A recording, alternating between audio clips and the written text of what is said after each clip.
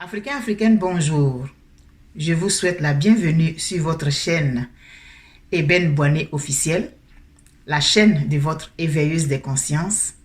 Et je vous demande de ne pas oublier de vous abonner pour pouvoir recevoir chaque fois les notifications des émissions que je vais mettre en ligne. Les émissions, elles ont lieu chaque semaine, donc chaque mardi, prenez rendez-vous. Vous allez avoir quelque chose qui va être mis en ligne.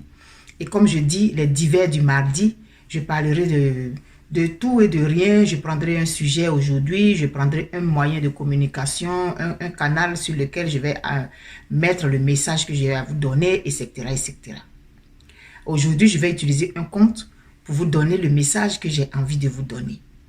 Le compte, il fait partie intégrante de notre identité. Il fait partie intégrante de la façon dont nos ancêtres ont toujours fonctionné. Le conte n'est pas, chez l'Africain, une histoire qu'on raconte à un enfant pour dormir. Non, le conte est un moyen d'éducation. Le conte est un moyen pour véhiculer un message éducatif envers une population qui peut être composée d'enfants comme d'adultes. Vu qu'on ne finit jamais d'apprendre, le conte, il est dit à tous les stades de la vie, à tous les âges. Et il a son importance dans notre communauté. Nos ancêtres ont fonctionné ainsi, mais aussi à travers l'observation de la nature, à travers l'observation de la vie en général. Et comme ils ont su que toutes les causes produisent les mêmes effets, alors ce qui est arrivé à X avec tel ingrédient arrive généralement à Y avec les mêmes ingrédients. Et c'est ainsi qu'ils ont forgé une certaine façon d'envoyer le message, une certaine façon de dire, quand on est méchant, on récolte on récolte après ce qu'on a sémé. Quand on est ingrat, on récolte. Quand on est bon, quand on est reconnaissant, quand on est gentil, etc., etc. Le respect des personnes âgées, le respect de la nature, tout ça est véhiculé à travers des contes qui ont toujours une morale. Ça, nous le savons. Et donc aujourd'hui, je vais puiser dans notre immense patrimoine culturel pour vous envoyer un message. Je vous donne donc le temps de vous installer et nous allons reprendre après le générique.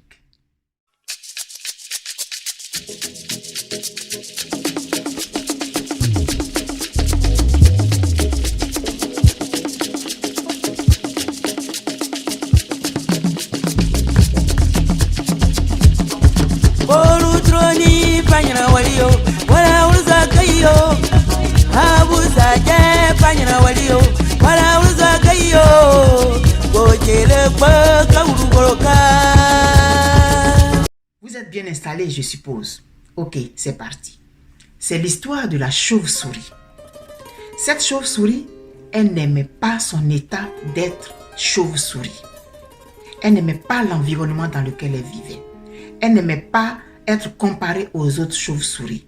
Elle n'aimait pas l'image que lui renvoyaient les autres chauves-souris. Alors, elle voulait partir, mais elle ne savait pas comment ni où. Et un jour, la nature étant ce qu'elle est, la nature étant tellement bien organisée, à l'approche d'un incendie, à l'approche d'une tempête, à l'approche de quelque chose de grave, la nature informe toute sa composante. Et c'est ainsi qu'ils ont su qu'il y allait avoir un incendie. Et le message a été envoyé à toutes les familles. Tout le monde devait rester dans son habitat naturel. Tout le monde devait rester caché dans son terrier, dans sa grotte, dans sa caverne, etc., etc. Et le message avait été donné aussi aux chauves-souris. Ne sortez pas de votre caverne. Restez bien cachés au fond. Et quand le grondement a commencé à se faire entendre au loin, parce que les animaux, ils ont un sixième sens, il y a eu une débandade, il y a eu comme une sorte de panique, et la chauve-souris a profité de ça pour sortir de la caverne. C'était en plein jour. Et la chauve-souris, elle ne voit pas, elle n'utilise pas ses yeux pour voir, parce que la nature est tellement bien faite. Puisque la chauve-souris n'a pas besoin de ses yeux pour se déplacer ni pour voir, alors elle vit la nuit. Mais elle se déplace avec ses sens. Elle se déplace avec un sixième sens très élevé avec les sons. C'est comme ça que la chauve-souris se déplace dans l'environnement dans lequel elle est. Même si c'est en pleine nuit, elle est capable de se diriger grâce à ses sens. Et la chauve-souris a volé très fort de ses ailes comme elle pouvait. Mais elle allait dans le sens contraire à l'incendie, bien sûr. Elle a volé ainsi pendant longtemps. Et à un moment donné, elle s'est reposée quelque part. Elle était vraiment loin du danger maintenant. Elle s'est mise dans une caverne. Elle est restée là pendant quelque temps. Le temps que tout se calme. Et elle est sortie. Une nuit. Elle a fait ce qu'elle avait à faire. Elle a fait ses provisions et tout. Mais à un moment donné, elle a commencé à se sentir seule. Il lui fallait de la famille. La nature est faite comme ça. On a toujours besoin des autres. Des uns et des autres.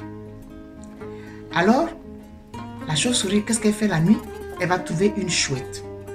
Et elle dit à la chouette que voilà, je viens d'arriver ici, je n'ai personne, je suis toute seule. J'aimerais faire partie de ta famille. Et la chouette a dit, mais tu ne peux pas faire partie de ma famille, tu n'es pas une chouette. Tu es une chauve-souris. Elle dit, oui, mais comme nous sommes tous des animaux de nuit, nous sommes des animaux nocturnes, donc je peux être ta cousine éloignée. Elle dit, mais non, non, toi, moi j'ai des plumes, toi tu n'as pas de plumes. C'est vrai que tu t'envoles comme moi, mais tu n'as pas ce que moi j'ai. Elle dit, oui, mais comme on vit la nuit toute, donc je suppose qu'on est toute la même grande famille des nocturnes. Mais elle dit, mais bon, ok, donc qu'est-ce que tu veux? Elle dit, moi je veux que tu me considères comme membre de ta famille. Maintenant, il faut que tu me donnes quelque chose qui va permettre aux autres membres de la famille de me reconnaître s'ils me voient. Donc donne-moi quelques-unes de tes plumes, je vais les mettre sur moi. Comme ça, quand les autres chouettes me verront, elles sauront que je fais partie intégrante de leur grande famille. Elle a dit, ok, si ça peut te faire plaisir, il n'y a pas de problème. Et donc la chouette a enlevé quelques plumes qu'elle a données à la chauve-souris qui les a collées sur son corps. Elle allait voir le chat-huant. Elle lui a proposé le même problème. Ça a été les mêmes questionnements au départ. Finalement, il s'est laissé convaincre. Il lui a donné quelques affaires. Elle allait voir le hibou. Elle allait voir plusieurs animaux nocturnes à qui elle a demandé de faire partie de leur famille. Et convaincue ou bien de guerre lasse, ils lui ont donné ce qu'elle voulait. Et donc la chauve-souris, de temps en temps, elle partait chez la chouette, elle partait ici, elle partait là. Et puis un jour, elle est tombée malade, très malade, gravement malade. Elle était enfermée dans sa caverne. Mais la nature étant ce qu'elle est, l'information a été divulguée. La rivière, les arbres, tout le monde savait que la chauve-souris avait fini par succomber à sa maladie. Et on a envoyé l'information pour dire que bon, ah voilà, il y a votre soeur qui est morte, elle dit qu'elle est parentée à toi, la chouette. Donc la chouette s'en va pour reconnaître le corps.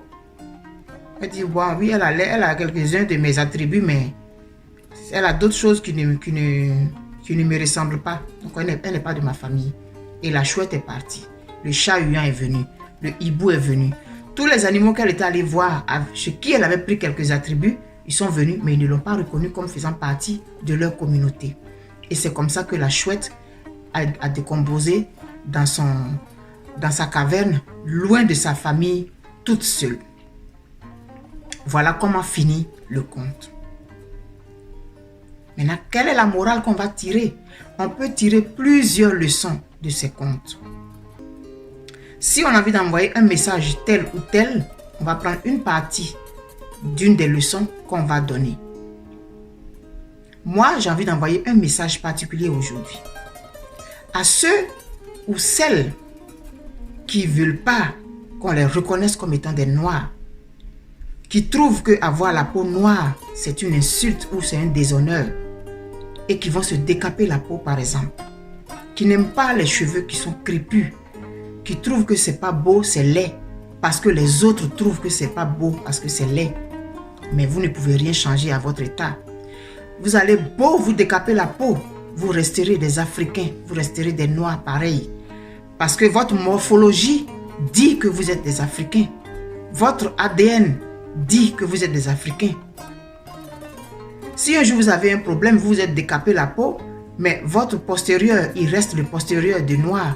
Votre cambrure reste la cambrure de noir. Vos lèvres épaisses, votre nez épais, restent des attributs qui sont propres au noir. Donc finalement, vous n'aurez rien changé. Vous aurez changé seulement une partie de vous, mais vous n'aurez pas changé le plus important. La chauve-souris est allée voir la chouette. Elle a pris quelques plumes, mais elle est restée chauve-souris.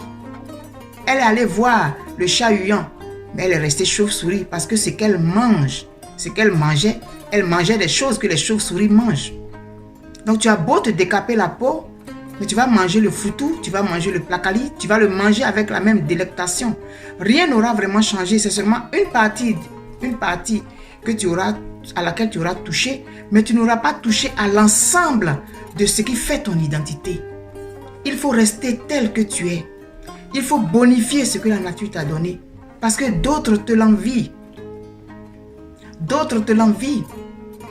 Tu te décapes la peau pendant que d'autres vont se bronzer pour te ressembler parce qu'ils trouvent ça beau. Tu as honte de tes lèvres épaisses pendant que d'autres vont se faire piquer du botox pour se mettre dans les lèvres, pour avoir les tiennes. Tu as peur, tu trouves que ton postérieur est trop gros. On dit que tu as de grosses fesses et tu en as honte. Mais les autres vont piquer des choses dans leurs fesses pour avoir le postérieur que tu as eu naturellement. Tu ne pourras rien changer. Tu es et tu resteras une noire aux yeux des autres qui ne se reconnaîtront pas en toi. Même si ton décapage a réussi, que tu penses que tu ressembles à une blanche, tu ne seras pas une blanche pour autant. Tes cheveux, ils sont crépus, ils sont peut-être difficiles à tresser, ça fait mal peut-être quand on les peigne. Mais fais-toi des coiffures qui te ressemblent, utilise les mèches et puis fais des tresses. C'est beau, les autres font des tresses aujourd'hui avec ce que toi tu as naturellement. Pourquoi donc vouloir changer? Voilà le message que j'avais envie de t'envoyer aujourd'hui, mon frère ou ma soeur. Toi qui as honte d'être noir parce que les autres disent que noir c'est pas beau, mais non, il faut affirmer qui tu es. Il faut afficher qui tu es. Il faut en être fier. Tes vêtements qui font de toi une Africaine, il faut les mettre quand tu peux. Si tu vis dans un pays occidental où il y a l'hiver, pendant l'hiver, tu n'as pas le choix. Mais pendant l'été, mets-toi, sois fier d'afficher qui tu es. C'est à ce prix-là que les autres vont te respecter. Mais pas en voulant leur ressembler. Parce que même si tu veux leur ressembler, tu ne seras pas eux. Tu ne feras pas partie de leur communauté. Voilà le message que j'avais envie de t'envoyer aujourd'hui. Je t'aime très fort et je voudrais que tu sois fier d'être qui tu es. Que tu véhicules le message de ta communauté partout et que tu sois solidaire des autres frères et sœurs. Parce que c'est ensemble, en nous envoyant de tels messages, que nous allons créer la génération future. Nous avons beaucoup de défis à relever, je le dis toujours. Sur le plan éducation, on nous a donné des informations qui n'étaient pas de notre environnement, qui n'étaient pas de notre histoire. On a falsifié notre histoire. Il faut que nous nous approprions ce qui nous caractérise, que nous soyons fiers et que nous puissions envoyer ce message-là aux générations qui viennent. C'est à ce prix-là que les autres vont nous respecter. Nous n'allons pas leur demander de leur respecter. Nous n'avons pas besoin de leur demander de nous respecter. Mais c'est nous, par notre façon de nous comporter, nous allons arracher le respect et la sympathie des autres. La chauve-souris a fait ça, mais elle est morte toute seule parce que les autres ne se sont pas reconnus en elle. Parce que les autres, en allant voir son corps, ils ont vu d'autres attributs, d'autres personnes, mais ils ne l'ont pas reconnu à part entière comme faisant partie de leur communauté. Aujourd'hui, avec la mondialisation, c'est vrai, nous nous exprimons dans la langue de l'autre, nous utilisons des choses que l'autre a fabriquées, mais nous aussi, nous avons des choses que nous avons fabriquées, nous avons des découvertes aussi dont nous devons nous approprier. Il y a des choses que nous allons prendre aux autres communautés, c'est vrai, on va les prendre pour marcher, mais on ne va pas les utiliser pour nous nier, parce qu'on ne peut pas se nier. Tu restes et tu resteras une noire. Tu restes et tu resteras un noir. Alors, à quoi bon vouloir envoyer un autre message à la nature? Non, accepte-toi tel que tu es. Voilà, ainsi, j'ai fini avec les divers du mardi, où chaque fois, je vais prendre un sujet comme ça pour envoyer un message. N'oublie pas de t'abonner à ma chaîne si c'est la première fois que tu m'écoutes. La chaîne Eben Boignet officielle, la chaîne de ton éveilleuse des consciences, parce que nous avons besoin aujourd'hui d'éveil. Nous avons besoin de nous parler. Nous avons besoin de mettre le doigt sur un certain nombre de choses que nous ne faisons pas correctement pour qu'ensemble, nous puissions créer une autre génération, une nouvelle génération d'Africains qui se tiennent droit, qui n'ont pas honte de qui ils sont. Alors n'oublie pas de cliquer sur la cloche pour que tu sois chaque fois informé quand tu auras ta vidéo qui sera déposée avec beaucoup d'amour sur ta chaîne. On se dit à bientôt pour un autre Les Divers du mardi. Dans l'intervalle, je vous souhaite une très bonne semaine. Je vous aime très fort, n'oubliez pas. Et à mardi prochain, sur la chaîne de votre éveilleuse des consciences, Eben Boané que je suis. Et le nom de la chaîne, c'est Eben Boané officiel, la chaîne de l'éveilleuse des consciences. On se dit à bientôt, à mardi prochain. Vous me le promettez, moi je vais tenir ma promesse. La vidéo sera déposée mardi prochain. L'autre vidéo du mardi suivant sera déposée. Mais vous devez respecter la part du contrat tacite qu'on s'est fait. Vous devez écouter. N'oubliez pas de partager. N'oubliez pas de parler de cette chaîne à vos amis pour que ensemble, avec vos critiques et suggestions, je vais m'améliorer au fur et à mesure pour faire ma mission. Éveiller les consciences. Bye bye.